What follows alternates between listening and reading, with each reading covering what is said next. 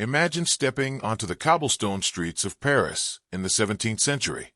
The air is thick, a blend of lavender, orange blossoms, and something far less pleasant. People move with purpose, their heads held high beneath towering wigs. These weren't just fashion statements. They were messages. They were defenses. They were cloaks of secrecy. Underneath these elaborate wigs lies a history that could shake any empire. Disease, political intrigue, royal scandals, and a relentless struggle to maintain appearances. In a world where the way you looked could determine everything. It's more than just a story about wigs. It's about how one of history's most unusual fashion trends was born from a disease that threatened to dismantle an entire society, and how the humble wig once held the power to shape the destiny of a nation. For over a century, it was unimaginable for any European nobleman, especially the elite, to walk through the streets without a powdered wig.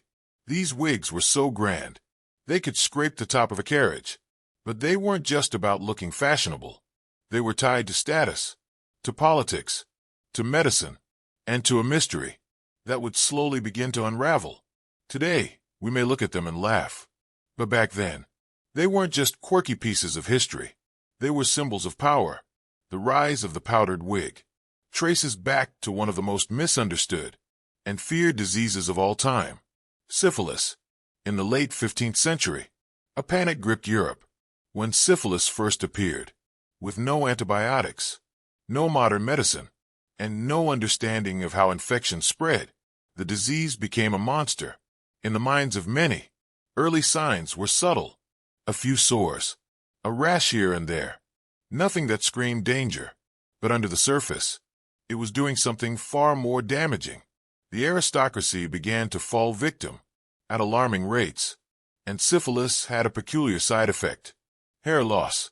As the disease progressed, baldness became inevitable, and it wasn't just a cosmetic issue. It was a deadly mark. Soon, the nobility turned to a solution: wigs. They were more than just a cover for hair loss. They became a symbol of wealth, sophistication, and, most importantly, a barrier between the infected and the public eye. But the mystery didn't end there. The use of wigs wasn't just about hiding physical damage. It became a tool to maintain power. People started to hide behind their elaborate hairstyles. The wigs gave them something more than style. They offered a way to conceal secrets, to protect names, to shield shame. And so, a new world was born. A world where appearances were the most powerful weapon. The powdered wig, once a product of necessity, became the ultimate status symbol. But little did anyone know, the same wigs that shielded the powerful were also hiding something far darker from the public's gaze. Would the disease eventually fade away? Would the wigs lose their grip on society? Or would they become a permanent fixture in history, preserving the secrets of the elite for generations to come? As syphilis spread, its effects were devastating. Flesh withered, limbs stiffened, noses collapsed, hair began to fall in patches. Victims were left not just physically scarred, but socially doomed. In a world where status was defined by appearance, the consequences were enormous. This wasn't just about health. It was about survival in a society that measured value by beauty. In 17th century Europe, especially among the nobility, appearances were everything. The way you looked wasn't just a reflection of wealth. It was a declaration of power, of discipline, even of moral standing. Among all physical traits, none was more revered or politically significant than a full head of hair. For both men and women, long, healthy hair was a sign of vitality, wealth, and divine favor. It spoke of hours spent in the finest salons, under the care of the most skilled stylists. Hair wasn't just hair. It was a living testament to one's place in the social order. The longer, the cleaner, the better styled it was, the stronger the message. So when syphilis struck, it didn't just take away health. It stripped away that very symbol of power. Hair loss wasn't just an unfortunate side effect. It was a public humiliation. For nobles, a balding head meant more than personal shame. It meant disgrace, scandal, and a fall from grace. It was seen as a mark of moral failure, a sign of promiscuity, or even poverty. For a nobleman or woman, losing your hair wasn't just about losing appearance. It was about losing your place in society. Your identity was tied directly to the image you projected. The shame was so overwhelming that many turned to drastic measures to hide their condition. Instead of confronting the illness, they covered it up, hiding not only their suffering, but their vulnerability. In a society where open conversation about health, especially about sexual diseases, was forbidden, secrecy became the norm. Rather than seek help, the elite wrapped themselves in their wigs, masking their deteriorating condition beneath layers of powdered hair. But the wigs weren't just a practical solution. They were a cover-up, a shield against the rumors that were bound to spread. Wigs, which had once been used for fashion, became symbols of survival. The mystery of syphilis and its effects, combined with the desperate efforts to protect social image, created a web of deception, fear, and intrigue. As the wigs grew larger and more elaborate, so did the secrets. It wasn't just about appearance anymore. It was about power, control, and how far someone would go to protect their status, even if it meant hiding the truth behind a mask. As the disease spread, men and women were forced to find a way to hide the damage it left behind. It wasn't a cure that emerged, but a solution forged in the world of craftsmanship. Men, once confident in their natural hair, turned to wigs to cover their patchy scalps. Women padded their thinning locks with curls, weaves, and intricate additions. What began as a simple way to hide imperfections soon morphed into a cultural shift, a fashion statement no one saw coming. Wigs weren't born out of vanity.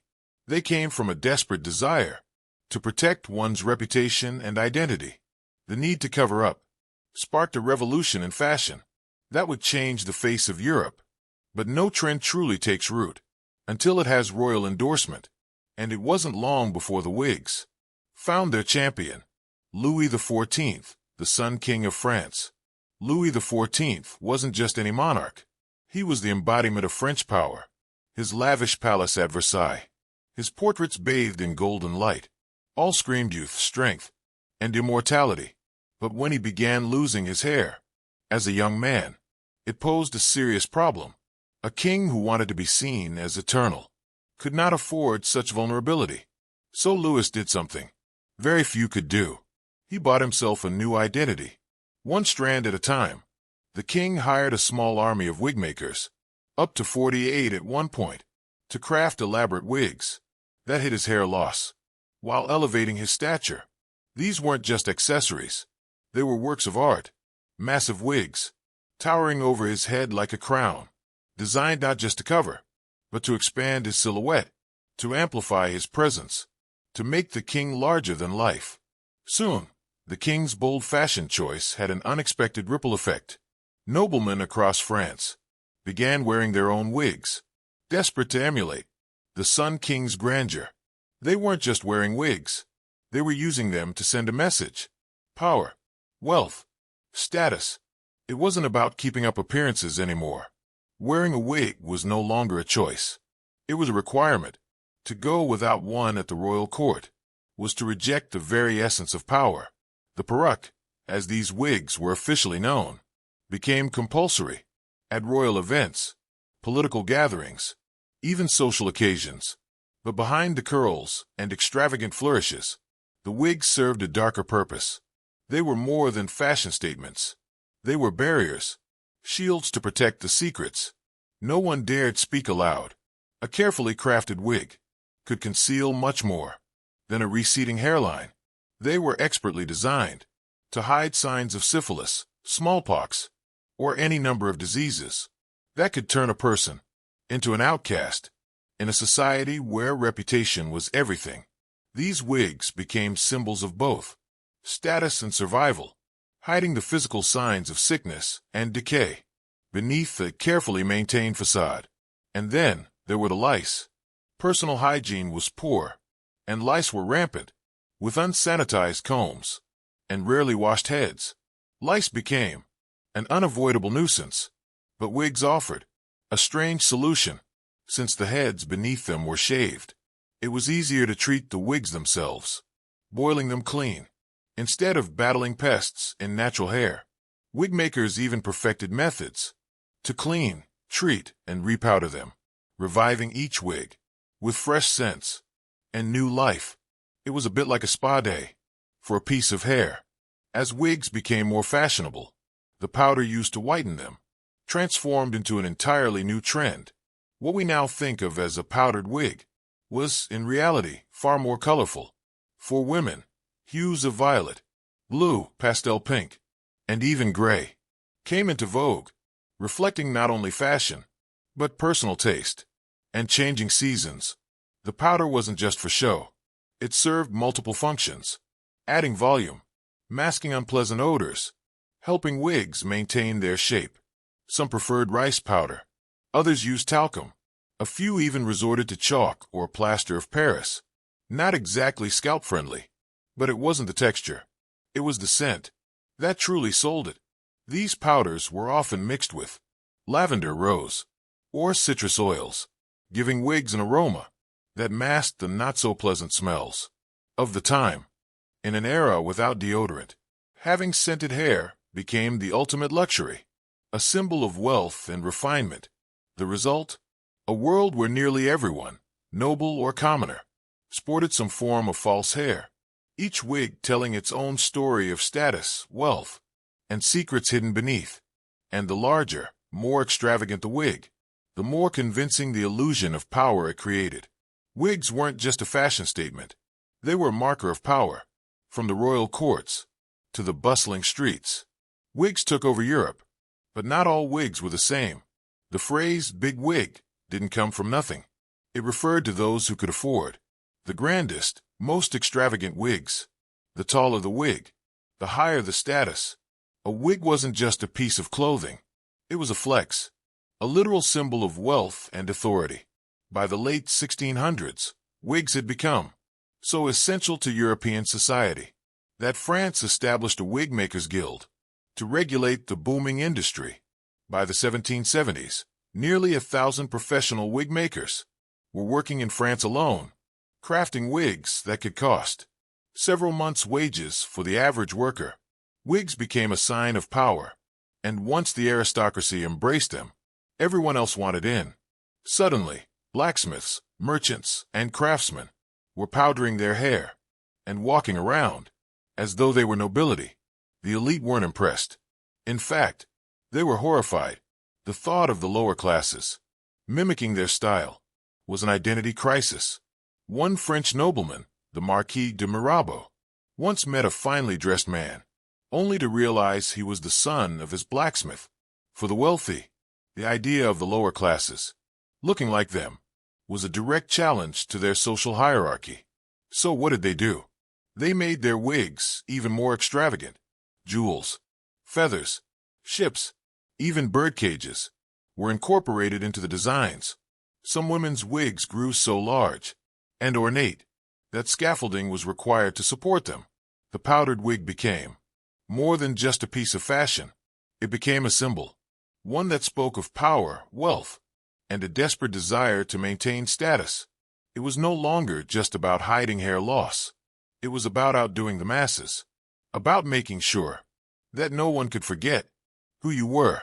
The rise of the powdered wig tells the story of human ingenuity and vanity. It shows how fashion doesn't just evolve through art or personal expression. It evolves through illness, insecurity, and imitation. From a medical necessity to a royal symbol, the wig became the perfect disguise, one that hid not only disease, but also social insecurities. And in the process, it turned into a symbol of imperial power. But the most fascinating part? How something born from a need to conceal and survive eventually became a fashion ghost. It lives on in portraits, museums, and even in phrases like bigwig. So next time you hear that term, or see a figure draped in a cloud of white hair, remember, it wasn't just a style. It was a shield, a survival tactic, and yes, a scandal in disguise. And it all started with a single patch of missing hair.